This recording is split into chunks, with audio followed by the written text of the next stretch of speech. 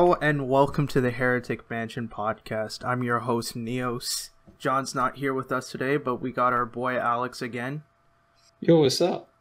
So today we're going to talk about various things that happened in the Megaten fanbase. We got we got updates from 3 patches that we haven't really seen in a very long time. And this is what this podcast is pretty much going to address that. So we've got Persona 2 Eternal Punishment PSP patch, which is being done by CJ Iwakura. We also have the Majin Tensei 2 patch, which has been recently announced, and that's being done by retro translator Tom and DDS translation, the guy who did the Kyaku Megami Tensei translation and the Genealogy of the Holy War Fire Emblem patch. And last but not least, SMT If, which we've been waiting for a very long time, and it's finally out. Gideon decided to just greenlight it one day and just push it out. So we'll be talking about that mainly. And our other topic we'll be talking about is the Persona 1 Revelations Persona on the PS Classic lineup, which we thought, okay, this is crazy. Why is it coming out on the PS Classic, considering how dated and how weird the localization for that game is. But yeah, let's get started. Before I say anything, Alex, was there anything you wanted to talk about in general, just in the past few weeks or months that you've been seeing from the Megaten fan base? Just in general, what have you seen change? Has everything been same for the most part, or your reactions to the stuff that has been released so far? Well, I mean, since like the release of Strange Journey Redux and all of this promised content that Atlus has brought forth to us, I've seen more of a push to get more content out there from the Megami Tensei fan base. Obviously, SMTF is out. That's taken years upon years to get out, and finally we have it. So a lot of more people can play that. And there's especially like with the Facebook groups, so many more people have joined. As like when we made Persona, hell, like that was just kind of a meme, and now that's almost as big as Megami Tensei. Hell, it's kind of crazy that there are so many more people, and say this is probably part of the Persona 5 effect. How a lot of people, that was their first kind of introduction to any Atlus IP, and them seeing that, I think, has spurred it may not be a lot, but a good few to go out and experience the other games and get more into the core Megami Tensei fan base, not just Persona. So I feel like it's kind of been like a mini explosion, considering how we've had like this little drought in previous years in the fan base. Yeah, I totally agree with you on Persona 5 introducing more newcomers and stuff. The other issue is with when it comes to newcomers and when it comes to Persona fans trying out the Megami Tensei franchise as a whole, they seem to not really grasp that most of the game's franchise, most of the game's library is on older consoles and is really dated, because in comparison to what they're playing right now, they're playing Persona 5, they're either playing SMT4 or they're playing, something with 3D graphics, like 3, 4, and 5 especially has that modern effect. It's really easy to get into because it's not as dated, it's not as clunky, it doesn't have weird, bullshitty mechanics. Everything is straightforward and easy to digest. So when you see these fans come into the franchise, they're like, oh, well, I don't want to play this because it looks bad, or I don't like the graphics, or they make me nauseous, or, you know, all these weird types of excuses that they come up, which I totally understand, because I used to be like that at some point. When I transitioned from Devil Survivor 2 over to Strange Journey, I thought Strange Journey looked like shit, because it wasn't like Devil Survivor. It didn't have the same graphics, it didn't have the same tone. And I feel like, you know, it just takes time to get accustomed to the rest of the series, and I just feel like more and more people will come to appreciate that at some point, when, you know, people show them, okay, here, this is what I play, etc., etc. Yeah, exactly. And that you gotta think, because when like the original Megami Tensei games were made, that was like the beginning of the JRPG, when Dragon Quest kind of took the elements from the Western dungeon crawling RPG and adapted it for the Japanese audience. And then you'd see a ton of JRPGs just spring up, and it was Dragon Quest, Final Fantasy, Megami Tensei, and to some extent Phantasy Star that really it exploded the genre. And back then Atlus just made so many games, and it's kind of hard to find one that you can really get into because of how much there is back then. And considering the disparity in how long like we've had since like say the time it took between SMT2 to Nocturne, and then Nocturne to 4, like they kind of started to spread out in how long it took them to make these games. And you see this really big difference in how dated they are because of when they were made. So it's difficult to kind of come from one of those newer games like Persona 4, Persona 5, and Persona 3 to some extent to go to something that was made 20 years ago. Yeah, and it's just that's the fact. The fact remains that not many people are willing to, you know, try or get their feet wet into it, and that's totally understandable. I just feel like we, as established members of the fan base, could probably just help these guys get, you know, their foot in the door when it comes to these games. But yeah, when we start to talk about SMTF and Majin Tensei EP, they're games that are primarily 2D. They don't have 3D graphics, and that's a common trend we're seeing with these fan translated games now, because things like Devil Summoner that has yet to be released, and Devil Children's translation for the PSX, there's a lot of other sub-series that are also in 2D, and not many people know about them because not many people really talked about them. So yeah, for starters, let's talk about Eternal Punishment. So Eternal Punishment PSP was not localized in the West. For some reason, Atlus decided not to localize it because of the fact that we have already got the PSX version, and I guess maybe not waste resources on translating a PSP game that has already been a re-release of a PSP game into the West, because it's already been released, the PSX version, which I don't think I really would think that it would be good for them to re-release it, because hey, it's a modern update. You did it for Innocent Sin, why not do it for Eternal Punishment? There's something I never got when it came to that. But regardless, whether it be budget or money or resources, I'm really happy that this is being worked on for from translation point of view, because there are a lot of Persona fans who can't really stand the slow intensity of the PSX hardware, and how the games can be really draining when you're looking at the screen, and you're grinding, you're card grinding, you're just trying to do so much things. And for the new players, they're so used to the older games, not older games, they're so used to the newer games like Persona 3, 4, and 5, those are fast paced, those are quick. You know, social links just go by really quickly if you can get through them, and they're engaging as well. So it's a total tone shift when it comes to playing the other Persona games in the franchise.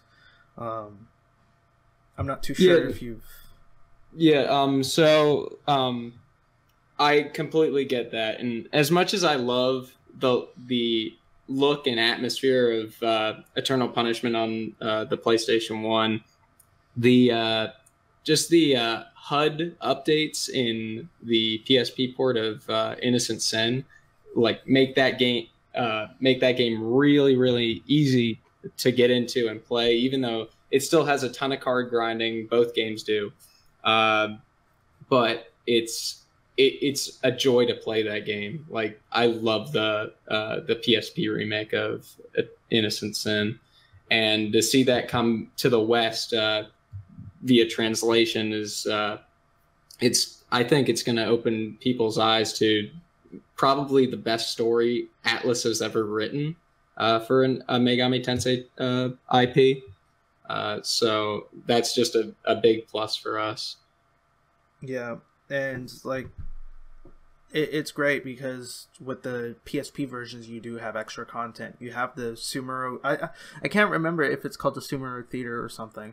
But apparently you can play like mini dungeons and stuff and like side stories, post-game content in both versions, and plus with the Eternal Punishment side, there's also extra events added on to that, like that happened in the main story in comparison to the predecessor, which was on the PSX. So it's a good thing that this is being translated now. We did get screenshots, an update. CJ Urakura went on to say that, hey, it's still in a testing phase. It just freezes at some points, but expect this game to come out fairly soon. He didn't give us an actual date, only because of the fact that I think they started to inject the script now, so you're just seeing, okay, where does it freeze at? We need to fix this, blah blah blah type of thing. And you know, of course, he's the testers are obviously testing the game to see if what works and what doesn't work. So I'm just glad that this just got an update, because with the release of Persona 5, there's going to be a lot of people who are going to need these enhanced ports to play because of the quality of life changes that they offer in the PSP versions, as well as Persona 1 PSP. That has a lot of quality of life changes. People still argue that it's a little dated, but it's digestible in my opinion. Yeah, I agree. And as much as I love the original PlayStation 1 version of Persona 1, it does not hold up very well as far as gameplay goes. The music's great, which is one of my only gripes with the PSP re-release, but it's so much easier to kind of get into and play. But it does retain some of that dated feel of Persona 1, because Persona 1 was the first Persona game, if you don't count it was like the first Persona game, and you kind of expect that with their first attempt. So,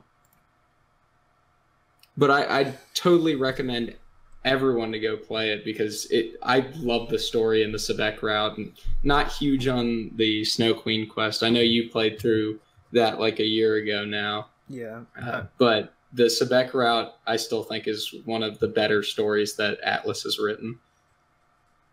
Yeah, for sure. Like, I enjoy both routes. I just feel like the Snow Queen quest route is just a challenge quest in my opinion. Like, because that's what it is, and I don't expect people to do it, but for sure go through the Sebek route if you are playing Persona 1. But yeah, that's pretty much it. What we got for the PSP version of Persona 2 Eternal Punishment. I will link CJ Iwakura's Discord along with some screenshots if you guys are interested. They will be in the description. Next off, we have Majin Tensei 2. Um, Majin Tensei 2, I'm actually a tester for Majin Tensei 2, so I'll only disclose a little bit. I'm not allowed to really share sensitive information about the game because it's not really released yet. And don't expect any spoilers from this. I'm not going to be spoiling the game for you guys, so I'm just going to talk about my experience of testing the game and just in general how much of a shift it is from Devil Survivor to playing Majin Tensei, because Devil Survivor is just a spiritual successor to Majin Tensei, and I've said that before on previous podcasts, but Majin Tensei 2 is just a really strategic driven SRPG. Like, in comparison to Devil Survivor is just boneless Majin Tensei, in my opinion. Like, with Devil Survivor, yes, there is strategy, but like, you know what's happening. Like, you have all those modern weaknesses and stuff. Like, you don't have like a weapon triangle, and there's kind of like a weapon triangle in Majin Tensei, but it's not really a weapon triangle. It's more of like an affinity base. So like, you'll have classes, and certain classes are weaker, certain classes are stronger against some. Like, it's just all about like affinities in that game. There's no real weapon triangle. It's just, okay, what can beat out what, right? It will either do neutral damage or it will do strong damage depending on what enemy you're facing. And it's all based on the race. Like, when I meant classes, I meant races. So you have like Dragon God, and you have what else is there? You have fairies, and you have your typical races.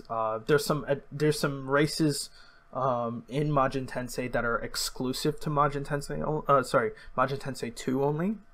And yeah, just in general, like, the gameplay it's really good. It takes a while though.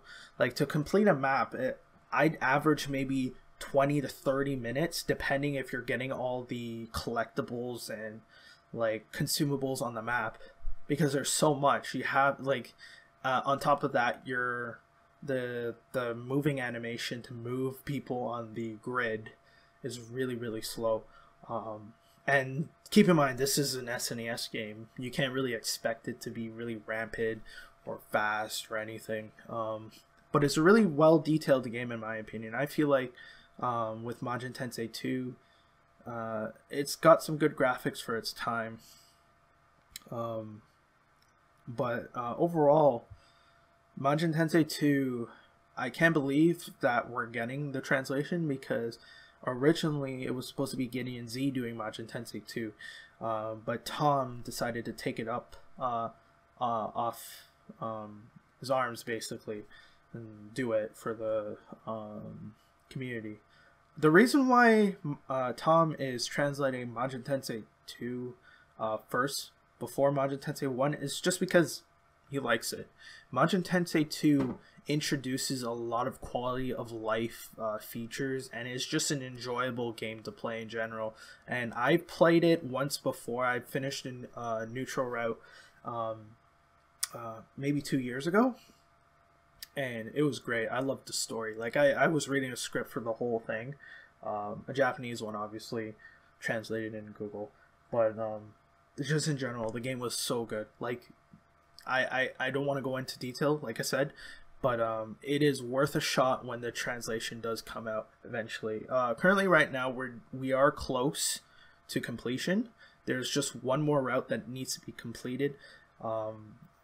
I'm like at the halfway point of that game. I'm nowhere close to completion, but like, I'm just going slow because I got things to do. I got school, I got real life shit and stuff like that. So I just, like, I don't have that much time to really put on to Majin Tensei 2. But yeah, Alex, sorry for talking this whole time.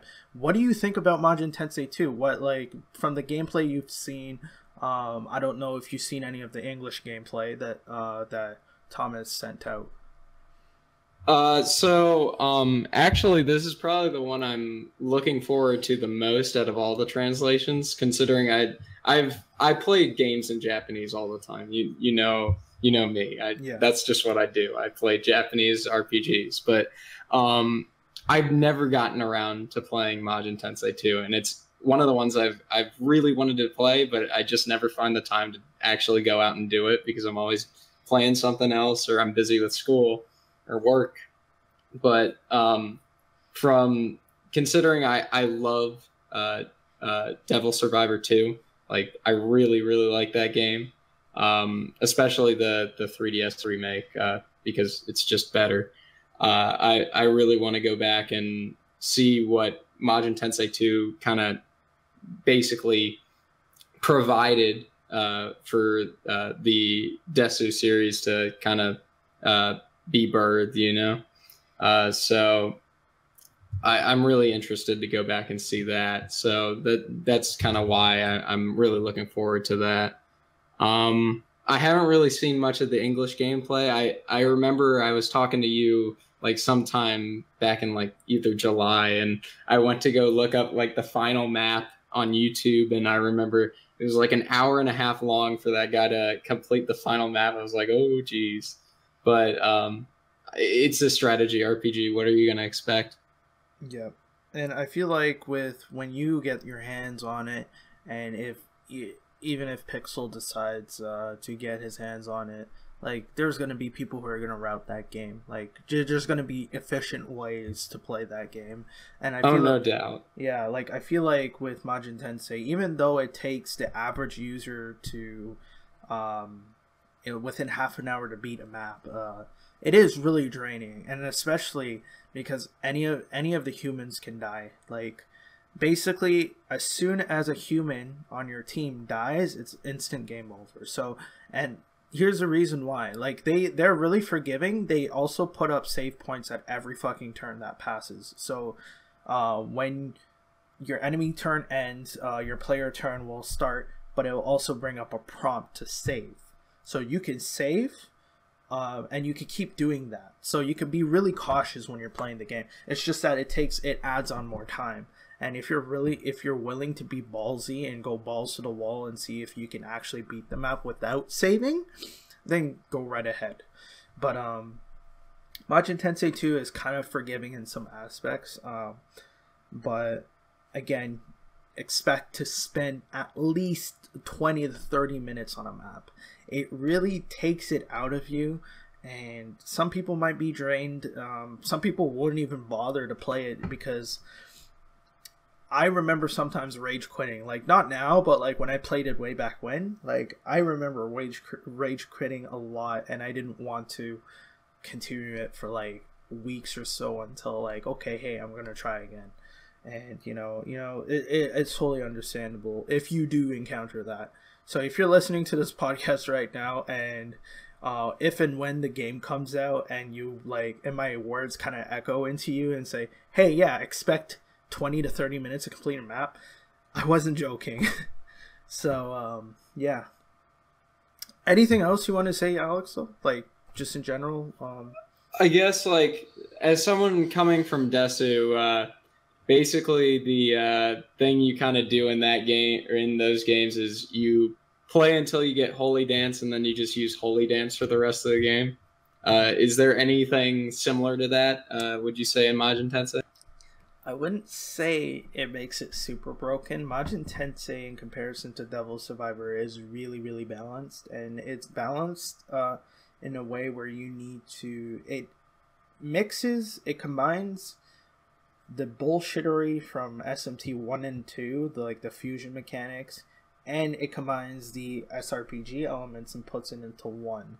So on top of that, you have a lot of things that are happening in this RPG because of the tone shift to an SRPG, and mixing core RPG elements from the SMT franchise into this game.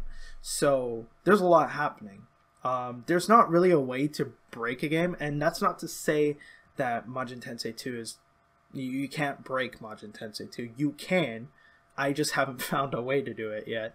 And I feel like with the rise of people trying out the franchise, you'll see a lot more people trying to play Majin Tensei 2 and trying to find ways to break the game. But yeah, the common way to get through these maps is just to fuse better demons at every chance you get. Like, recruit them.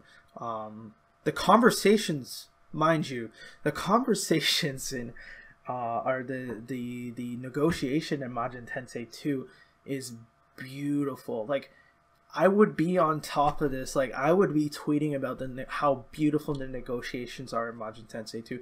They're so well done to the point where it's like, it just entertains you. Like, you're there, you're sitting, and you're talking to a demon. Like, the fact that the main protagonist, and this is probably this one spoilerific thing I'm going to probably say, so you've been warned. 1, 2, 3. You can stop listening now. But basically, with the with the character, Naoki, he's got a personality. He's got something that the other Megaten protagonists that we're used to, like, they're silent, right? But Naoki has a personality. And so when he talks to a demon, when he tries to negotiate and gets them on his side, like, he will say a lot of funny things, like, okay, damn, like, you couldn't, what's the word I'm looking for? Like, damn, you couldn't have told me that before you ran off, type of thing. Like, he just gives that realistic human emotion when it comes to being fucked over by a demon, or when he can't comprehend certain situations. It's like, okay, you're not making any sense right now, type of thing. And the demons have sass too. Like, they will talk back to you. And I feel like with Majin Tensei 2, I feel like with the types of demons, because there's so many races in the game, with the types of demons, it just varies on who you're talking to, and you're gonna get a lot of flavor dialogue from different types of demons and stuff, and it's just gonna be great. Like, overall, you could probably just make a meme out of Majin Tensei 2's negotiation, because honestly it's really funny. And in Japanese, I wouldn't have known, because I was playing the game in Japanese, and I wouldn't have known what the demon was saying to me. But now I do, and it's really funny as hell. But there's something that you guys should look forward to, is the negotiations in that game. But yeah, other than that, fusing demons, equipping best armor. They'll have like shops where you can buy the armor, equip them. You can also equip armor on your demons. That's a good thing. That's something I've never thought an SRPG would do, especially for Majin Tensei, because I'm so used to Devil Survivor, and Devil Survivor, you accumulate skills. With this game, you use armor pieces. Like, you can equip them on your demons, you can equip them on your human characters, and just in general, it's just a fun time strategically wise. There's a lot of things to do in Majin Tensei, and you've got 6 endings on top of that. So if you want to keep playing, go right ahead. If you're not burnt out, by the way, because fuck, man, that game will take it out of you. Trust me. But yeah, I guess we can move on to SMTF and talk about the translation with that. Like, man, how many years has it been for SMTF? I don't even know. I'll look up right now, but it's been a very, very long time since Gideon started that. Like, when I first played SMT 1 and 2, they were translated way back in 03 and 04, when I wasn't even into the franchise at all. Like, that's like, we're talking like Nocturne PS2 era Megaten, when the fan base was a thing and was really small at its time.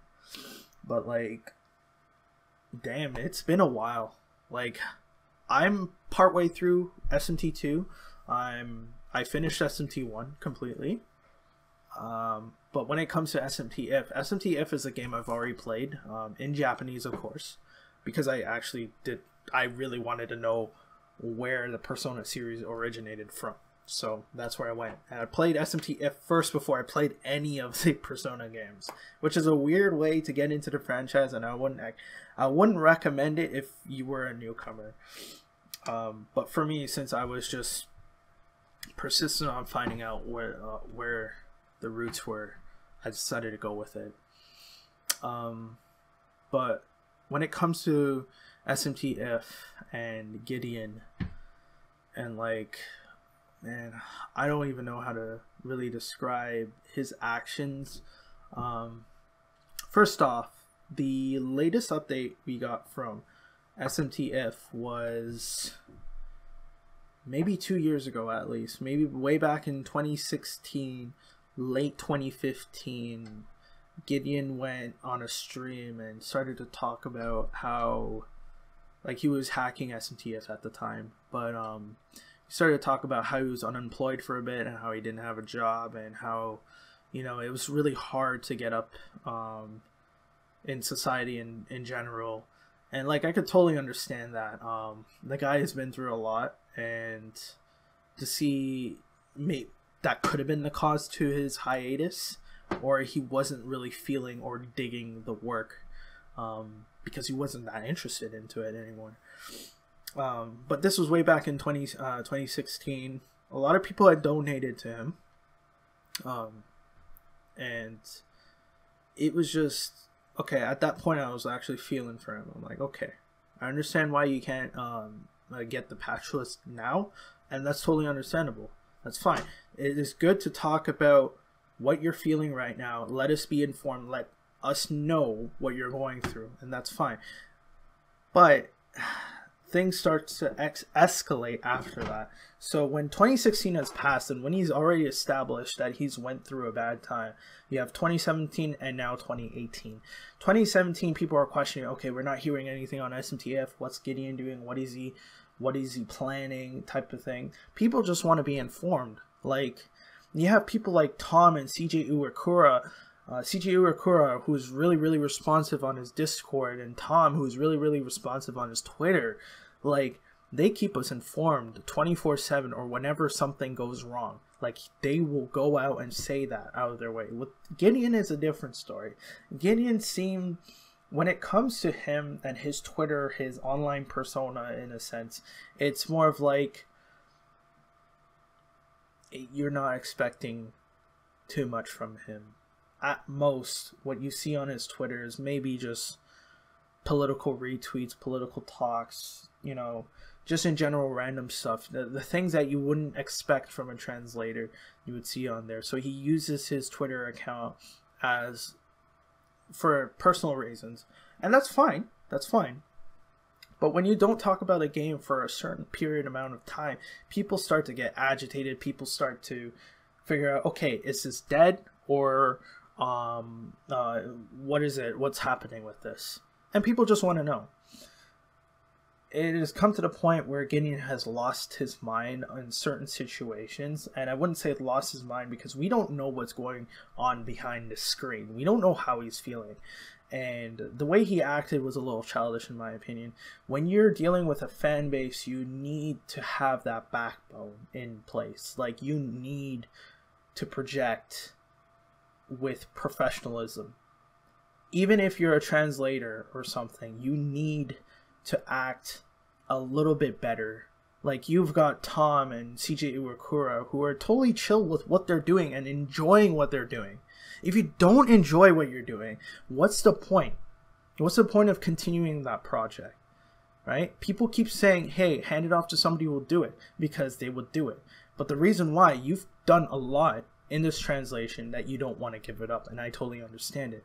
However, you cannot leave people out of the blue, and that's what was the backlash to your Twitter, and that's why you developed this hatred towards the Megaten fan base, because you left them in the blue for so long. Even though you've told them, you have to keep them informed. And if you don't talk back, then people are just going to assume things. It's the same thing as talking about your feelings on the internet. Like, people don't care about your feelings, and that's a stone cold truth. But if you honestly be frank and tell them, hey, you know, I'm going through shit, I won't be able to do this type of thing, people will understand. There will be a fraction of people who will understand you. And I feel like, Gideon, you didn't do that. and therefore what you got was kind of justified, but again, both sides are to blame. One, you can't, it's not, it's not the fan base's fault because you left them in the blue for so long, and it is also your fault for not telling us, okay, what's going on. So we had all these mixed reactions and stuff, but that's out of the way. The patch had released maybe like a couple days ago. It is now November 2nd of the time of this recording, and SMTF has been out. People have been playing it. People have probably already beat it. It's a fairly short game. I feel like it's the shortest mainline game in my opinion. Yeah, it was designed to be a pretty short game because the development team at Atlas kind of thought they'd explored the kind of big world enough to the point that they kind of wanted to do something more on a small scale, so they went with that high school setting, and having the 7 deadly sins be like the different levels of progression. And so it is pretty short. You can kind of get through it in probably a week, I'd say, if you're pretty like dedicated to it. Yeah. But it's still tough. I mean, it's a classic Megaten game. You kind of have to put some work into it. And people are going to realize, since this is the root of Persona, people are going to realize that it doesn't play like Persona games, and it plays like old school Megaten, which is totally fine, but that's something that they need to acknowledge before getting themselves into this game. And I feel like they will encounter a lot of bullshitty dungeon designs. Like, there's some dungeon choices, design choices that the Atlas team made with this game that aren't really too smart, because nobody really likes a high encounter rate, or nobody really likes dark areas all the way in the dungeon and trap floors and stuff like that. And that becomes prominent in maybe the last few dungeons. But just on top with it's finally here. I'm saying, if you're a Megaten fan, you're still here, you just pick it up and play it. There's some glitches, and Gideon has already said that he'll be maintaining the patch. It's just that he will do it at like his discretion. Like, so whenever he has time, he will fix the kinks and everything with it.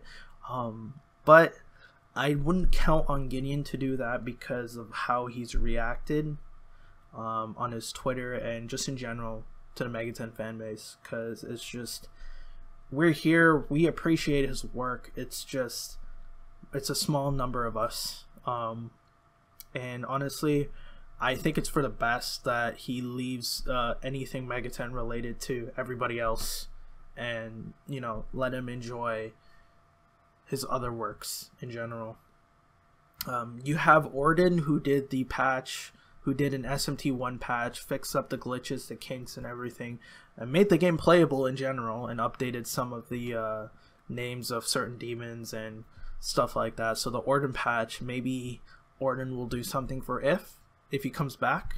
I don't know Orden too much. I just know he's the guy who flexed on Gideon for fixing his patch, and apparently getting got mad, which I don't understand why you would get mad at somebody trying to fix your stuff. He screwed up the alignments. Like, that's kind of a big thing to mess up. Yeah. I don't know why you'd get. Yeah, and exactly. I don't understand why you would get mad at something like that, but like I said, like, if somebody's fixing your stuff, I'd say be happy, because it's like, I mean, at that point, because you've parted with the Megaten fan base, I think,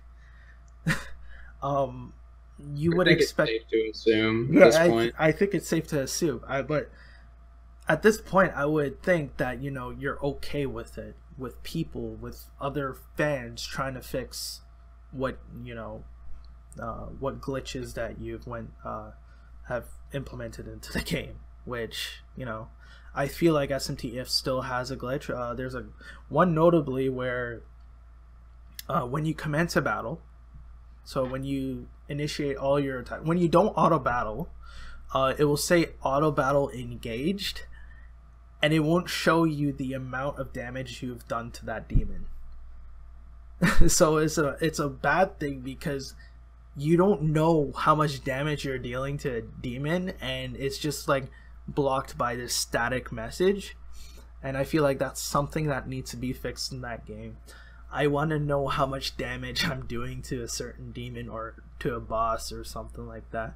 And there's other glitches too, like, mind you, there's some graphical glitches. The game will go, they will see a weird pink checkered pattern when you do certain things with attacks and stuff or dialogue choices.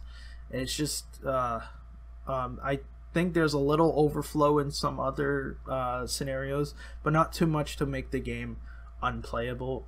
But from what I've been hearing from people, the game is playable for the most part, other than those slight minor glitches. But yeah, like, guys, it's finally here. Gideon, thank you very much. I hope almost 18 years or almost 16 years in the making now. 16. He started it, or the first alpha release was 2002, December 4th, 2002. That's a very long ass time.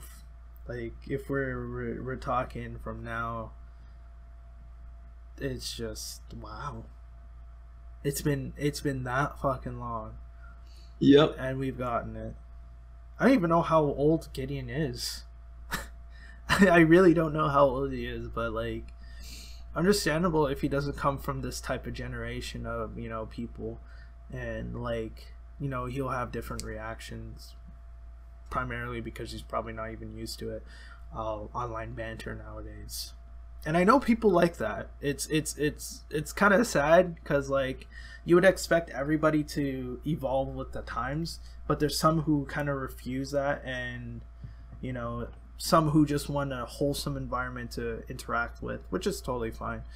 But Gideon needs to realize that this is the internet. Like, he's gonna probably experience the same thing with the Super Robot Wars franchise. Like, I know there's not much demand for the games. Like, he's still treading on niche waters with it. But he's having fun with that, and that's fine. Sometimes I'd argue, okay, hey, what's going on with Alpha? But there's not many people asking about Super Robot Wars Alpha. I'd probably be the only one asking about Super Robot Wars Alpha. But if I ask, I'm going to get blocked, and that's something I don't want to do because I just kind of don't want to get myself blocked out of any potential updates. Yeah, and I mean, as a developer, it's kind of like half of your job is being transparent. Like, the first time you even, like, if you just, like, start coding, like, in a preliminary programming class, like, the first thing they tell you is you need to document everything. And in industry, and if you're doing something professionally, like making a translation, you need to not only be transparent to the people, either your superiors or to the people you're, like, catering to, in this case the SMT fan base. You need to let them know what's going on, let them know your development schedule, and let them know what's going on. It's important to not let people just be in the dark and then come out saying, oh, I don't feel like doing this right now, and then have a bunch of people get mad at you because you just don't tell them anything, and then you're like, well, fuck you guys. That's not the people's problem. It's not the Megaten fan base. Totally. While there were some rash reactions from the Megaten fan base, it's kind of both sides here. You need to be telling these people who you're making this game for. It's not just for your own satisfaction that you were able to translate a game. It's people who want to play it, and your audience. You have an audience, and you're your whole market is there, and you don't want to be there like shitting on them for wanting the game. That should be kind of more incentive for you to get it done, because you have people who want you to succeed. And I feel like there was some miscommunication in that department, but it's out now. No matter how long it took, more people are going to be able to play it. It's a really good game, and more people, like, there's so much replayability as well. There's 4 different routes, 3 that you can choose before you beat the game, and there's a new game plus route, which has a bunch of music that is like super influential in the rest of the series, like Nocturne's Amala battle theme, or not Amala, what's it called? It's the Amala Network Battles. Amala Network battle theme is from the Akira route, which is the new game plus route, and I think the If version of that is my favorite version of that song. Mm-hmm. There's just a ton of very influential content in there. Obviously, it's what kind of spurred on the Persona series, given the setting and how everything, not the battle system, but the setting really led to how every Persona game would be set in like a high school setting with generally, except for P2 EP, but it kind of set the tone for the series. And it's important to go back and experience what started that, so you can see the influence that led to Atlus's most popular series now, or sub-series technically, but it's a really underrated game, and I feel more people should give it a chance, especially now that there's a way to play it in English. Yeah, for sure. Like, honestly, I'm just glad it's out, and we do have Mystic Distance doing his translation for the PlayStation version, but not no actual evidence, or I wouldn't say evidence, but he's went on record to say, hey, he's doing this translation. But I wouldn't expect it to come out, or any updates to come out instantly. But for now, we do have the game, and that's what matters the most. But yeah, thank you, Gideon.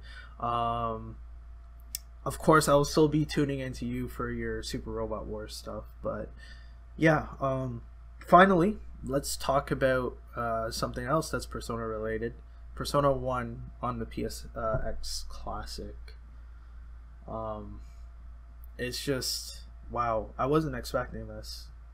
It kind of came out of the blue for me. I mean, in retrospect, it's not that surprising given the just the immense success that Persona 5 has had, that Sony would go and see, look how well this game did. Let's see if we can get more people to, we can get those fans to go buy our product, because not only is the original release in America for Persona 1, Revelations Persona 1, just incredibly ungodly expensive now. Mm-hmm. It's like the fact that it's just going to be there is such a good incentive for people to go and buy that product. But just that announcement has made me kind of want to go out and buy one, only to play Persona 1 again, because I haven't played it in a while. But it is dated. It is dated, but I really do like that game. It was after Persona 3 and Persona 4, I played Persona 1, and I really, really enjoyed it. Yeah, it's just it's such a surprising thing to see. Like, it is a dated game, and especially it's Revelations, so you're gonna have the weird localization with that, and and it's a cheaper way to experience the game, because you don't have to actually buy the physical copy of the version of the game. only if you really need it for your collection. But yeah, you could buy like 2 or 3 PS classics for the price of a box copy of Persona Revelations Persona. Yeah, and Revelations Persona. It's not to say it's a bad game, but you're only locked to playing the CVEC route since the Snow Queen quest has been patched out, and because of the fact that it was difficult. That was just a localization decision that Atlas USA made way back in the day. They also changed up the names of the characters, so the characters aren't really consistent.